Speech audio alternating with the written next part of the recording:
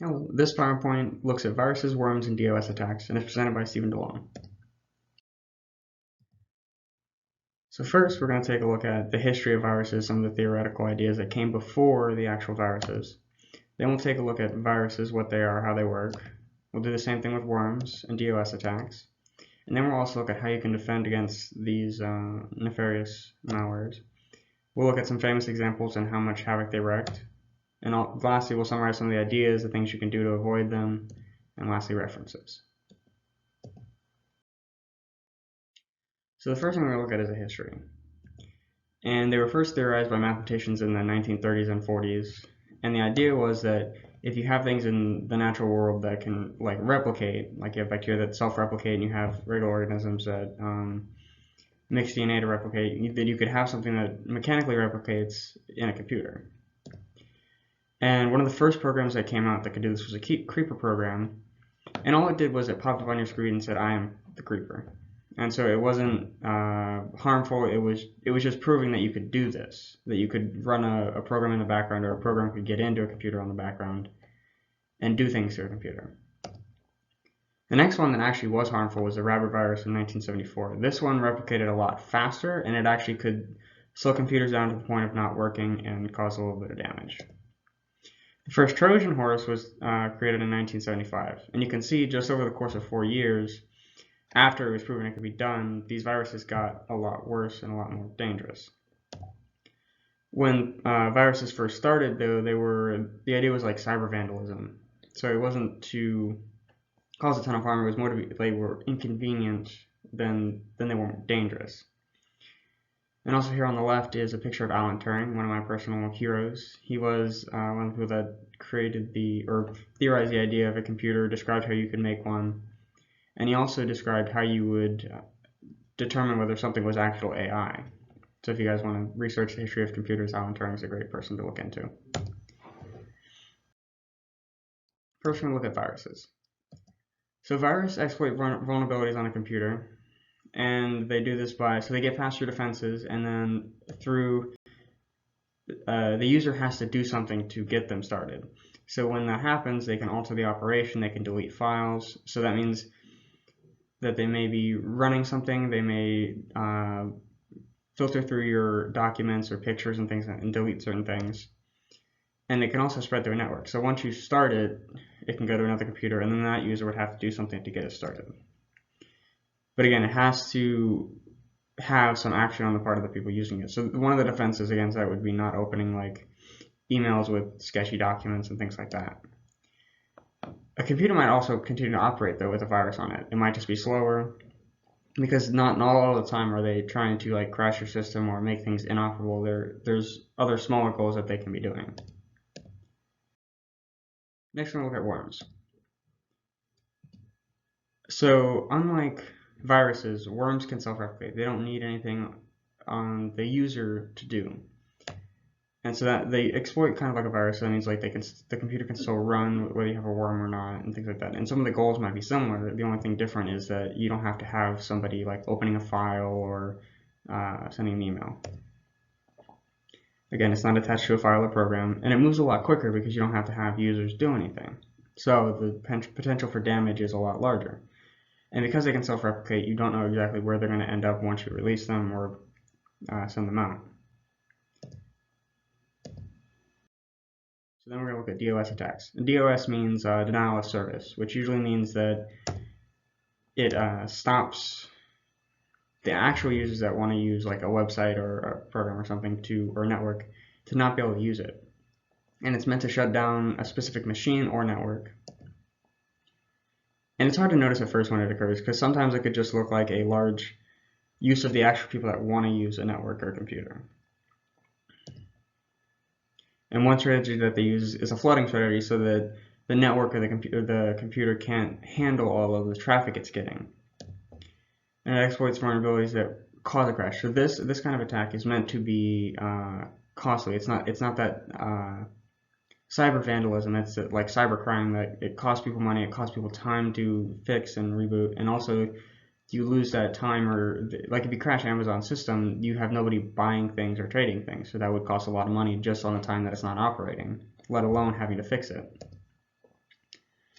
Another way to do a DOS attack is a distributed denial of service. And so instead of all this traffic coming from one computer or network, multiple computers or networks send in or like flood another network or computer.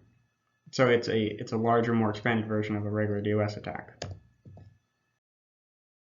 So how can you defend against viruses and worms? So the most obvious would be like antivirus software, which is basically it filters through things and sees whether things have any malware in them.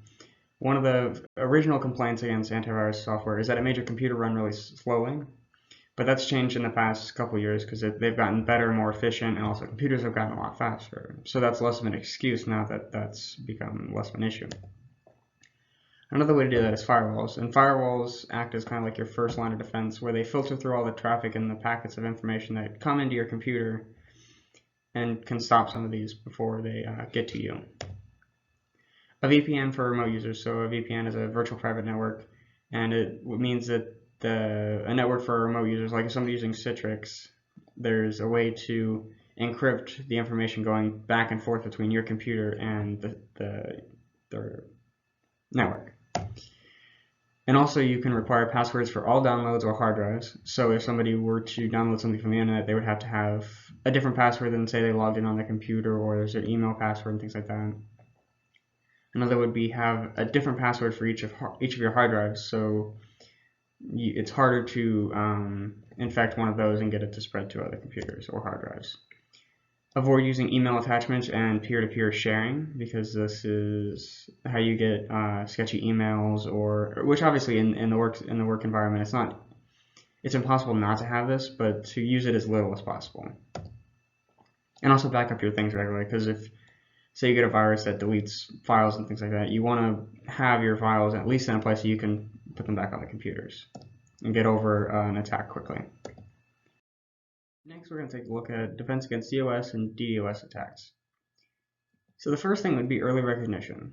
So that would mean being able to recognize when high traffic borders on like trying to crash your networks and systems. Another would be, since it's so hard to identify early, would be incident response planning. So you know exactly what you're going to do when this happens, and you have a plan to deal with it quickly and get over it and move on. So another way is to join a threat intel provider or communicate with peers. So it would be like ISAC or something like that, which is a free way to hear from your competitors on threats that they're dealing with, how they're responding, and also get advice from professionals.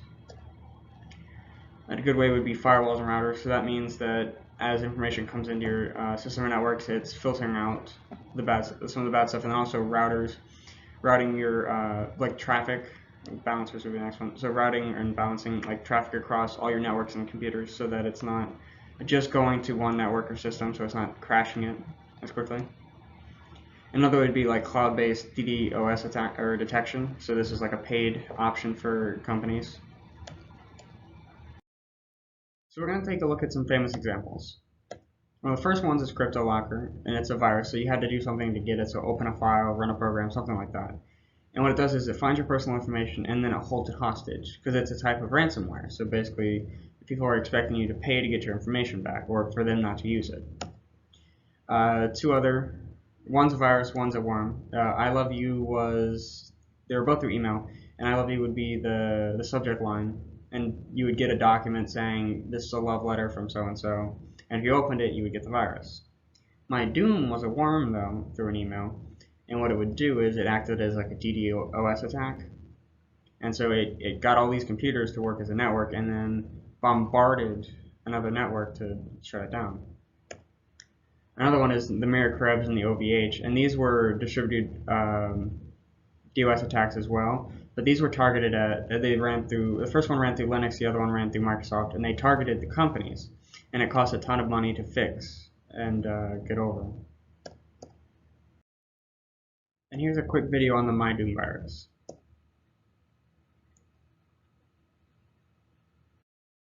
So lastly, we're going to take a look at the summary of the ideas and some of the things that you should take away, especially if you're in the CIS business or you're in a company that deals with a lot of technology, information, things like that. So the first thing to realize is there's many different ways to attack or to be attacked. And that means that your defenses need to be broad enough to cover most of these situations and most of these scenarios.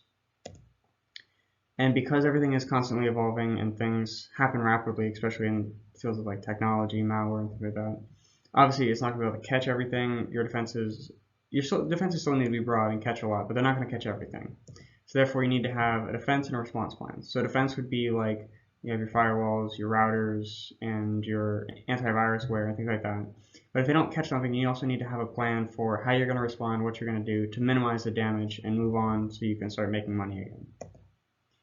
Another way to help would be joining like your local ISAC communications with peers, so that you know what's going on in like your industry, your field, and all that, and also you get advice from professionals on how to deal with some of the upcoming things that might target you. Lastly, notice that there's a trend towards bots and botnets, so people are able to get these systems, networks, and computers to target other people for them, so one person could be doing a lot of damage. And stay defended.